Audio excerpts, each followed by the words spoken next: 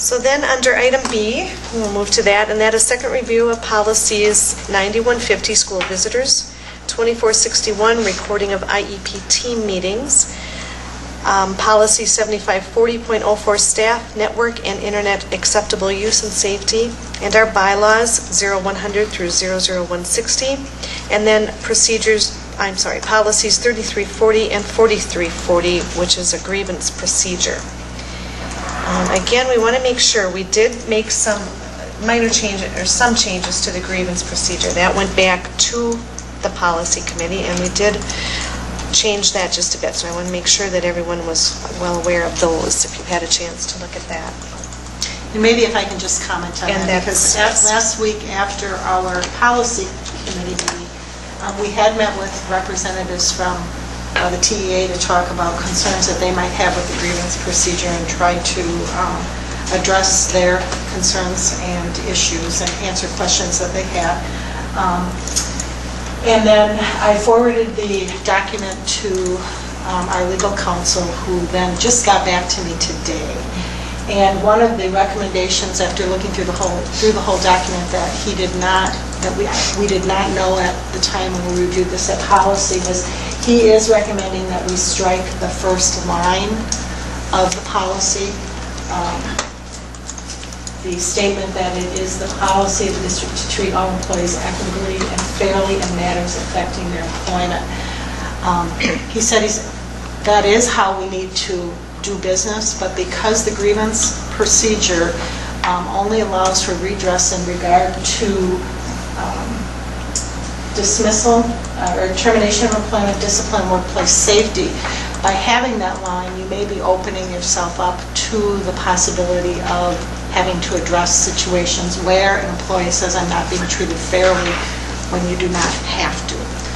So again, he's saying your actions will speak louder than what's written on this paper, and we should be treating every employee fairly and equitably, but you do not need to have that stated. So I have crossed that out per his recommendation, but that obviously can still be something that you decide upon. The other concern I know that the teachers had was, will there be a form? And we've told them that we will develop a grievance form that contains the information that needs to be answered. We have consistently stuck with a 10-day time frame. Our teaching staff also asked about, can there be a group grievance? And again, the answer that we were given is yes. There's nothing in here that says that it has to be one person, but it has to be a single issue that is being grieved. So if there were 5 music teachers that all had the same concern, they could all be listed as a group grievance with the same concern. The issue that we needed to get further language from our legal counsel on was the representation of the employees at any step of the process. And so I just got this wording today, and it's on the last page. And I know this doesn't look good, but I think it demonstrates 2 things: that this is a work in progress, and we have cut and pasted as we have made changes. And secondly, this is how Neola wishes to get it, because if we type it up clean and send it to them, they have the template that they use, and it just takes them longer to try to figure out what to change and what not to change. So I know this isn't the nicest looking document, but what we get back from them will look good. But on page 5, the wording that's in the second paragraph, an employee may be accompanied by a peer, district colleague, or when required by law, other representative for conferences or hearings held under this grievance procedure at no expense to the district. And then employees shall be required to notify the district if they wish to be accompanied by any other party, and they'll identify in advance of any such meeting or hearing. They'll identify the party in advance of any such meeting or hearing. So that was the terminology that again our legal counsel had recommended.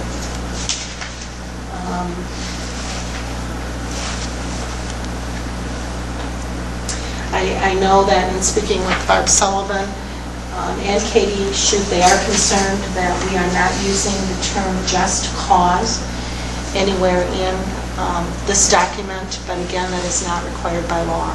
Due process is required, And again, I believe very strongly that we're not going to be bringing forward, terminations unless there is just cause for that. So we are doing our best to, I guess, address the issues of the teaching staff while still making sure that we maintain the integrity of what legally we are required to do.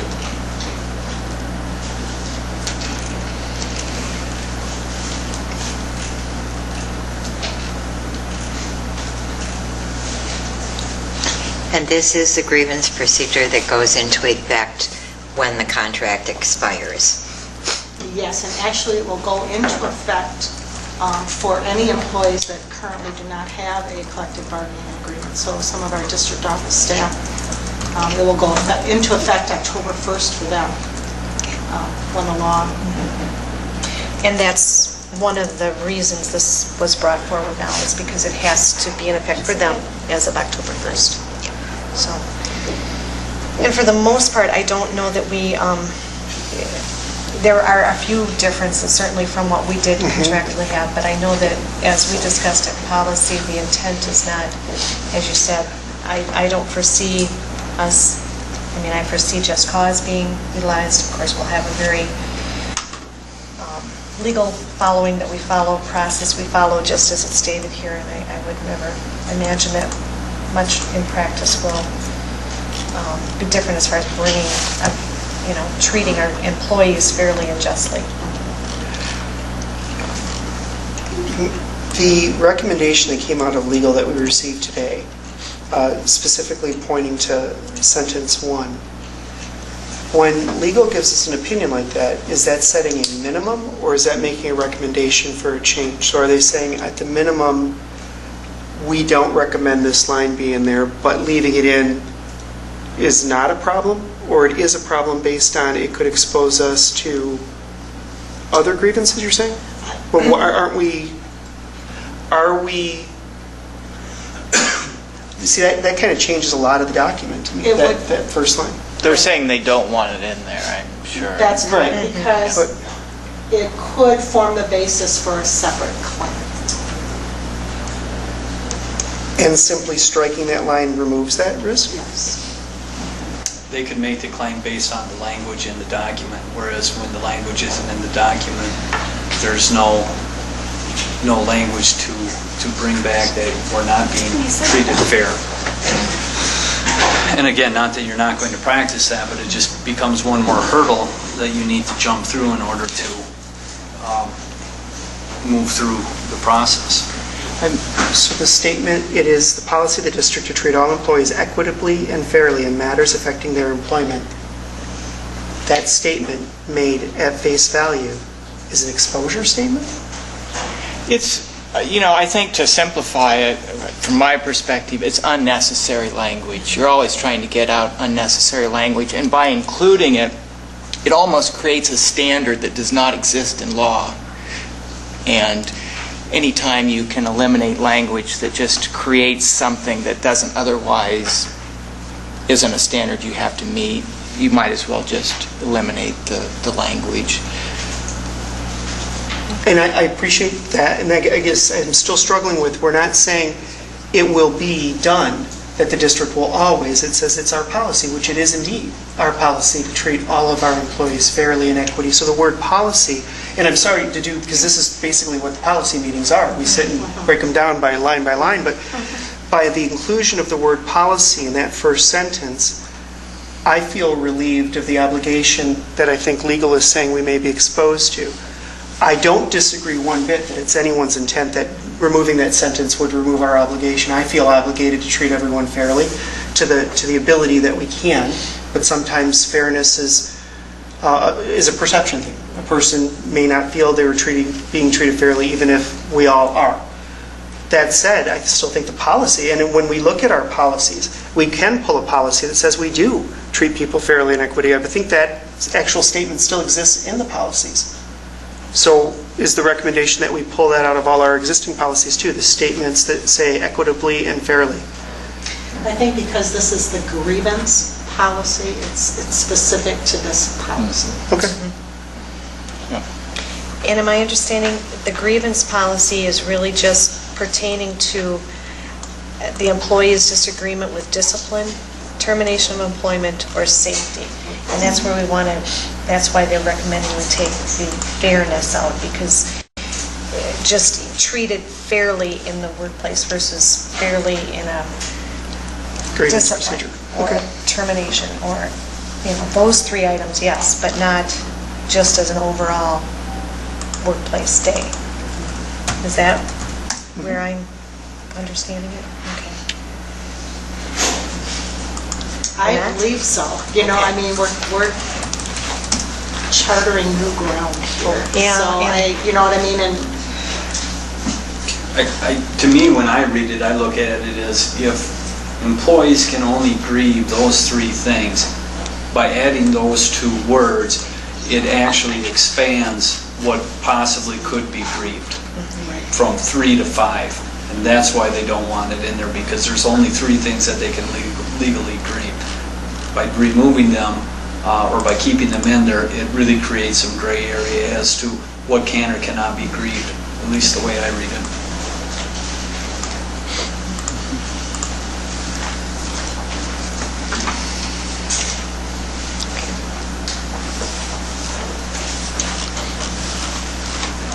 It's hard to catch any other changes in here. So did this come from legal, or did we just mark up our copy from what legal told us? the changes, Jerry, since policy on Tuesday are just the elimination of that first line, and then the addition of the line on page 5 in regards to the representation at any stage of the process, because that was something that you, Right. in policy, had requested that we obtain. Right, we wanted to make sure that was correct. Yeah. That's the one, right? That's right. And the language at the top of page 2, that was the committee's addition? Actually, yes, the policy committee added that after our teachers had requested that we have a line in there that encouraged us to settle matters informally. And again, but that was part of it that legal reviewed? Yes, Okay. yes, they, yeah. Didn't react to that? I thought for sure he would have reacted to that. That's part of the current contract also. Yeah. But that was fine with legal also. Yes, yeah, he made no comment on that. Very good.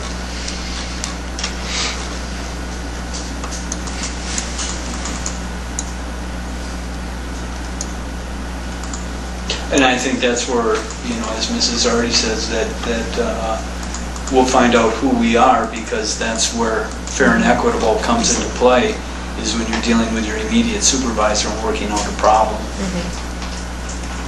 If you can't work it out at that end, you do have a process that you can follow, but typically that's where The hope things, is that that you're going things to get work it worked out. out. Yeah. Yes. Okay.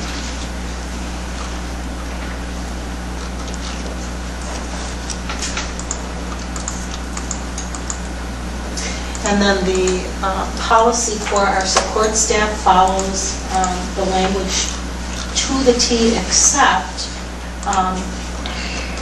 instead of the grievance going to the district administrator, if it can't be worked out between the principal and supervisor, it would go to the business manager. Because that individual, or Greg is in charge of our support staff, so he would be the individual that would be dealing with those at the next level before it comes to an impartial hearing officer. And again, that's consistent with current practice.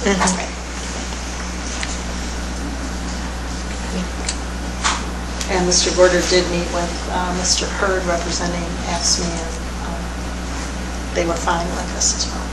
Okay. No problems with either first or second, then? So both ones that are proposed were reviewed, and there were no objections? Both these that you're presenting have been reviewed, and there were no objections? Yes. I don't want to say no objections, because, the teachers were saying they would have liked some different language, but they understand. I think we cooperated well and worked through it. And, Barb, I don't know if you want to comment at all, but You certainly Barb was may. involved. Mhm. Want me to comment? You certainly may, Barb, yeah, since you're here. We just, we made suggestions, but we are aware of what the law says, Correct. and what our role is in this is, we appreciate the opportunity to at least make suggestions. So, And we're glad to hear them, so we are, we're want that dialogue, that's what we want, so, good. Okay.